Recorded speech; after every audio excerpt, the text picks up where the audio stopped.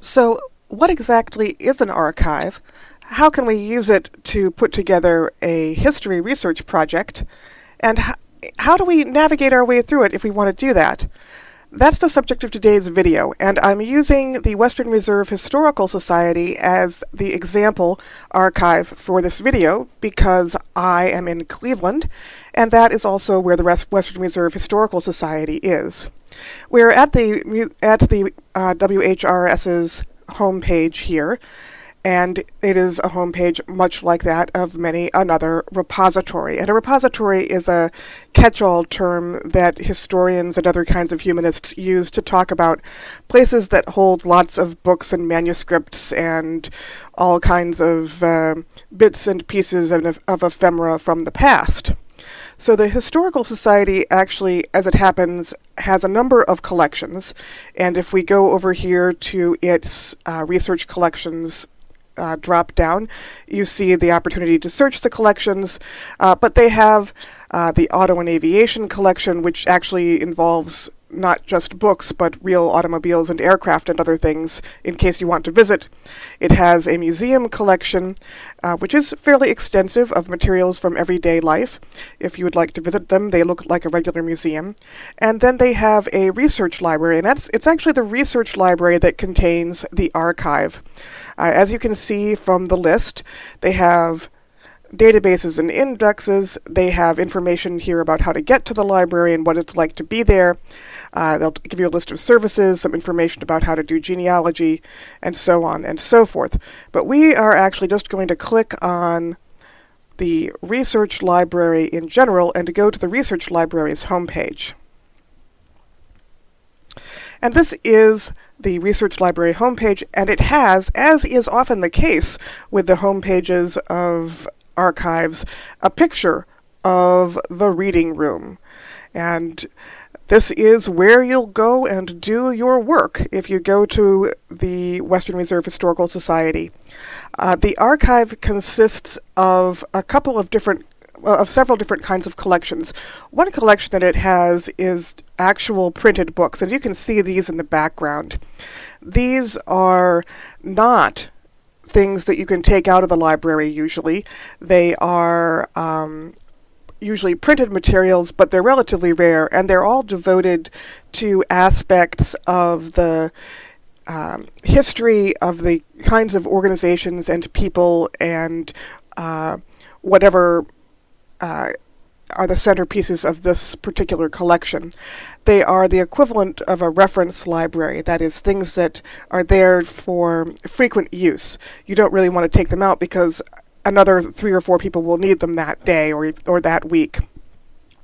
So they have a significant research reference collection, but their principal collection is of unpublished manuscripts.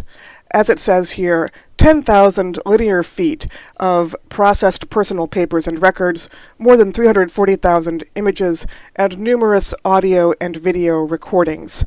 And we're just going to look briefly at one example of a collection, and we're going to look at how to search through an archival collection. Over on this right-hand side, they have a list of all the kinds of things they have in the collection, and I'm going to go down to the Women's History collection. And really, as it happens at the Western Reserve Historical Society, they have a lot of items in their collection indexed under a number of different subject headings. And they've gone through, and to make it easier for people who want to do research, they've taken a lot of things that are actually very different from each other, but have 1 or 2 things in common, and created compilation lists. So, for instance, the Women's History list overlaps with the Irish American list, with the Immigration list, the Jewish American list, the LGBT list. All of these things you would expect to have some aspects of women's history. But, of course, they're not all simultaneously housed together, because, as it says, the history of women in Cleveland and the Western Reserve is documented through over 300 manuscripts and photographed collections. that illustrate the contributions of women in the early settlement of the Western Reserve, and so on and so forth up to the present day. So we're going to browse those collections. And it's in browsing these collections that we'll see how it is that archives in general are organized, because the WRHS is organized really according to the gold standard of archival organization. So it says over here on the left side that you can look at items, that you can split up items that are either manuscripts, books, photographs, periodicals, and newspapers.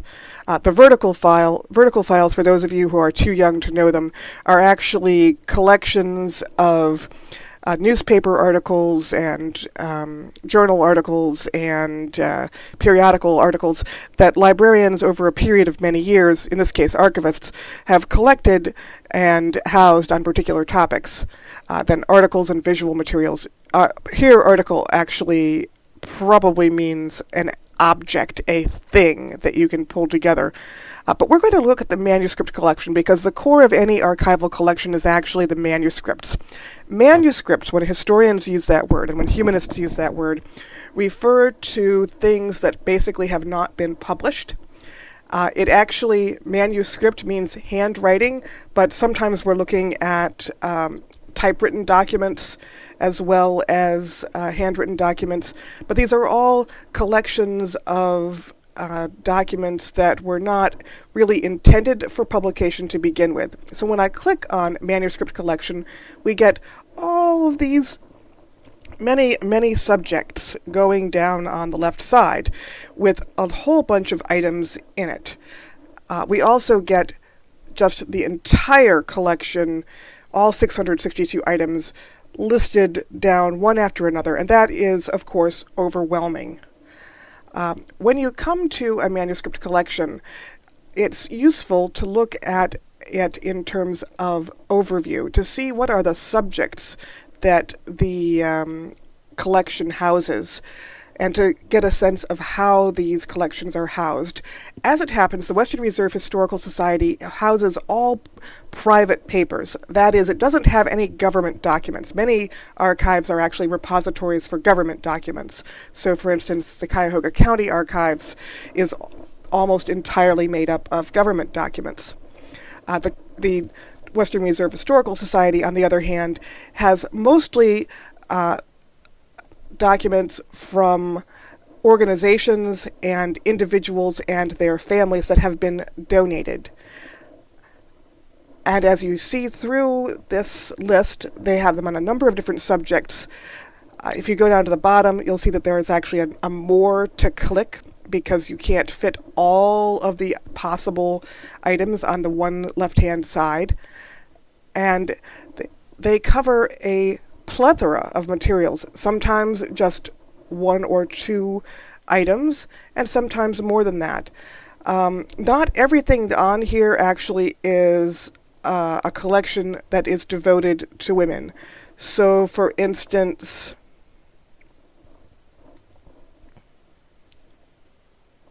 down here towards the bottom, because I've looked at this before and I've prepared it for you, WXY, yes, we have the